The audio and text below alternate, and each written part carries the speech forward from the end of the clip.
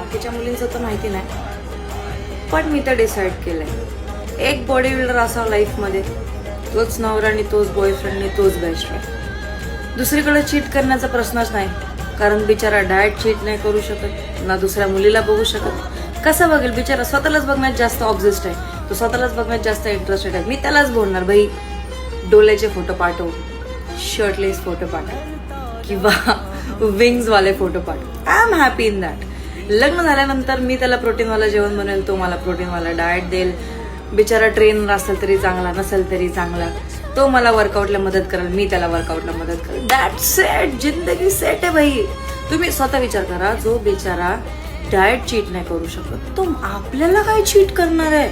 आपलं फिक्स आहे, पाठवायचा जिमवालाच, लग्न करायचं जिमवाल्याशीच, लाईफ सेट आहे. कसलं भारी भाई, तो एवढ्या भारी भारी कपड्यामध्ये पोज मारणार, तो सँडो घालून मला फोटो पाठवणार, असे बॅकवाले फोटोज पाठवणार, ट्रायसेपवाले फोटोज पाठवणार. भाई आपण बघूनच भाई I can't even explain you. That's it. Body builder done.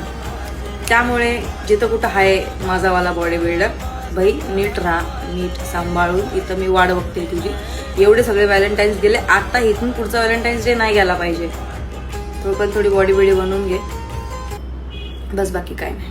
घरातले मॅनेज करू आपण.